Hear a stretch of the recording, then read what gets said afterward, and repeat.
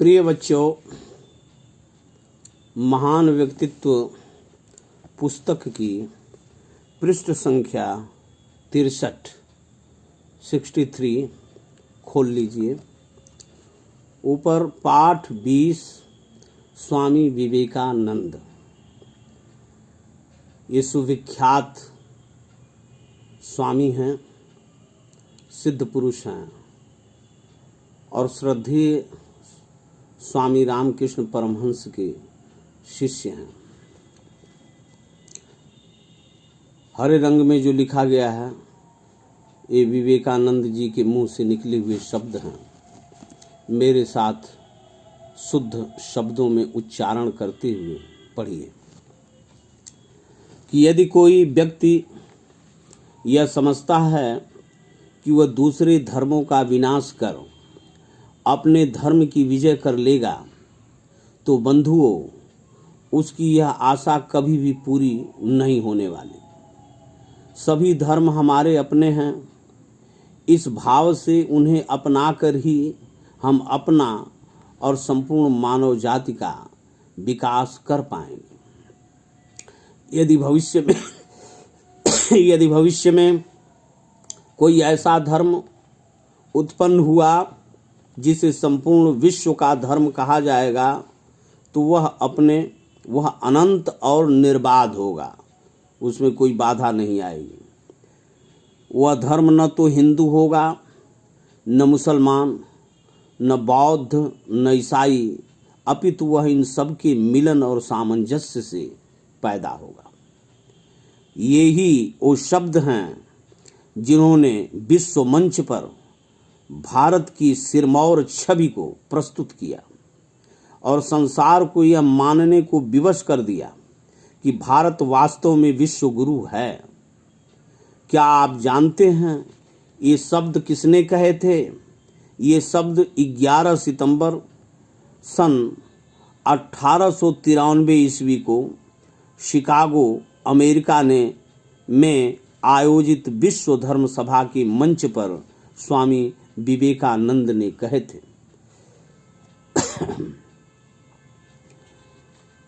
स्वामी विवेकानंद का जन्म 12 जनवरी सन 1863 को कोलकाता में हुआ था। इनके पिता का नाम विश्वनाथ दत्त तथा माता का नाम भुवनेश्वरी देवी था। इनके बचपन का नाम नरेंद्र था। घर का वातावरण अत्यंत धार्मिक था। दोपहर में सारे परिवार की स्त्रियां इकट्ठा होती और कथा वार्ता कहती थीं। नरेंद्र शांत होकर बड़े भाव से, चाव से इन कथाओं को सुनते। बचपन में ही नरेंद्र ने रामायण तथा महाभारत के अनेक प्रसंग तथा भजन कीर्तन कंठस्थ कर लिए थे। नरेंद्र की प्राथमिक शिक्षा घर पर हुई। इसके उपरांत वे विभिन्न स्थानों पर शिक्षा प्राप्त करने गए। कुश्ती, बॉक्सिंग, दौड़, घुड़दौड़, तैराकी, व्यायाम उनके शौक थे। उनका स्वास्थ्य बहुत अच्छा था। सुंदर व आकर्षक व्यक्तित्व के कारण लोग उन्हें मंत्रमुग्ध होकर देखते रह जाते। घर पर पिता की विचारशील पुरुषों से चर्चा होती। नरेंद्र उस चर्चा में भाग लेते अपने विचारों से विद्वत मंडली को आश्चर्यचकित कर देते। उन्होंने बीए तक शिक्षा प्राप्त की। इस समय तक उन्होंने पाश्चात्य यानी पश्चिमी और भारतीय संस्कृति का विस्तृत अध्ययन कर लिया था। दार्शनिक विचारों के अध्ययन से उनके मन में सत्य को जानने की इच्छा जागने लगी। कुछ समय पश्चात नरेंद्र ने अनुभव किया कि उन्हें बिना योग्य गुरु के सही मार्गदर्शन नहीं मिल सकता है, क्योंकि जहाँ एक ओर उनमें आध्यात्मिकता के प्रति जन्मजात रुझान था, वहीं उतना ही प्रखर बुद्धि युक्त तार्किक स्वभाव था। तर्क वितर्क डिस्कशन करने वाला स्वभाव था। ऐसी परिस्थितियों में वे बहुत ब्रह्म समाज की ओर आकर्षित हुए। नरेंद्रनाथ का प्रश्न था, क्या ईश्वर का अस्तित्व है? इस प्रश्न के समाधान के लिए वे अनेक व्यक्तियों से मिले, किंतु समाधान न पा सके। इसी बीच उन्हें ज्ञात हुआ कि कोलकाता के समीप दक्षिणेश्वर में एक तेजस्वी साधु निवास करते हैं। अपने चचेरे भाई से भी नरेंद्र ने इस साधु के बारे में सुना। वे मिलने चल दिए। वे साधु थे स्वामी रामकृष्ण परमहंस। नरेंद्र ने उनसे पूछा, महानुभाव, क्या आपने ईश्वर को देखा है?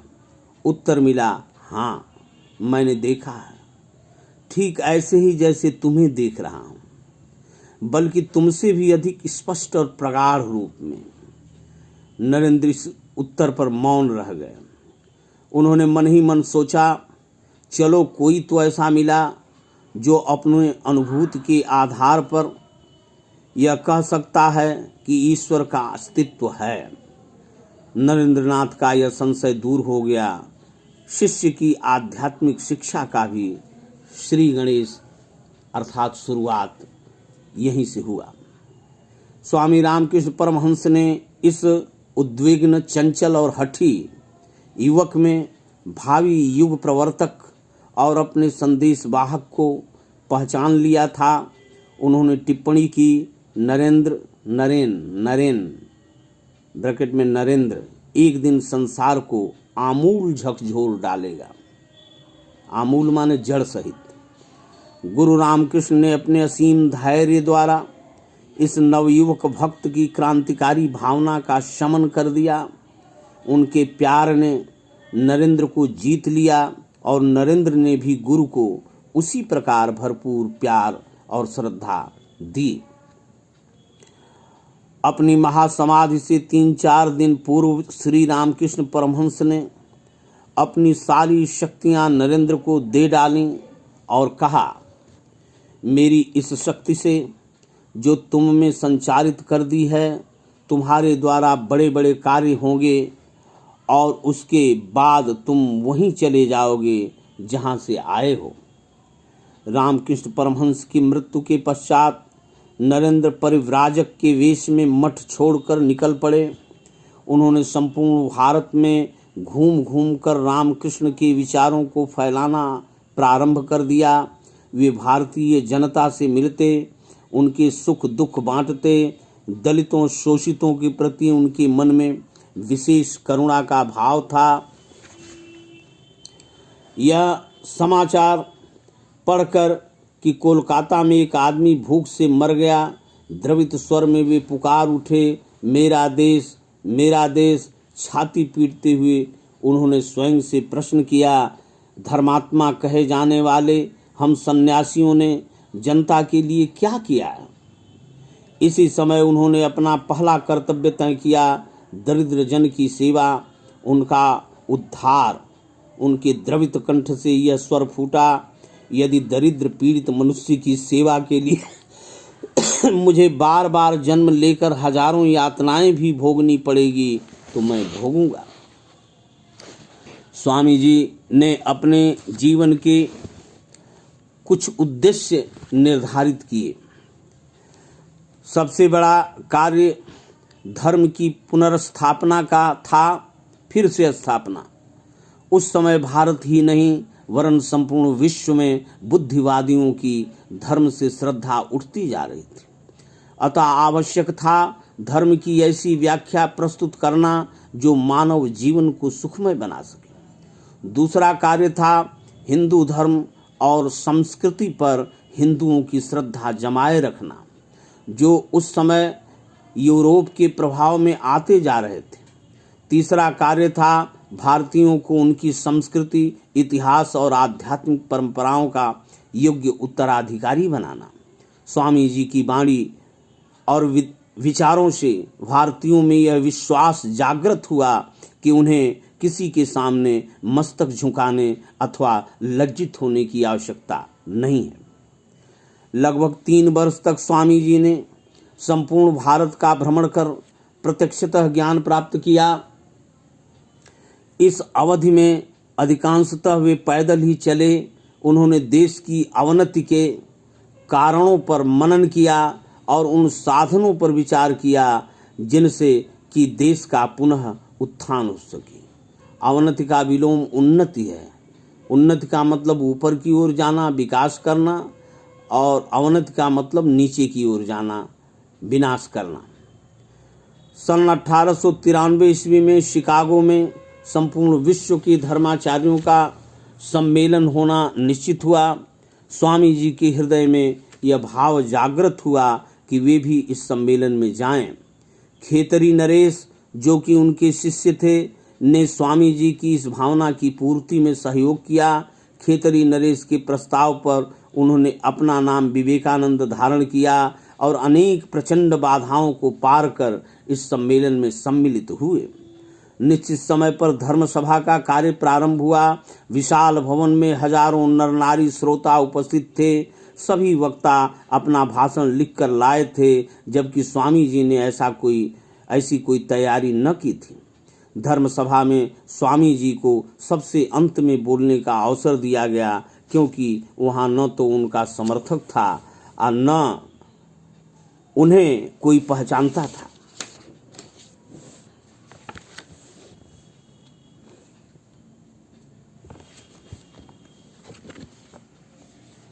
आज यहीं कथा समाप्त होती है। कल इसके आगे हम लोग पढ़ाएंगे और स्वामी विवेकानंद के विषय में और अधिक ज्ञान प्राप्त करेंगे। प्रश्नों का उत्तर भी कल ही दिया जाएगा।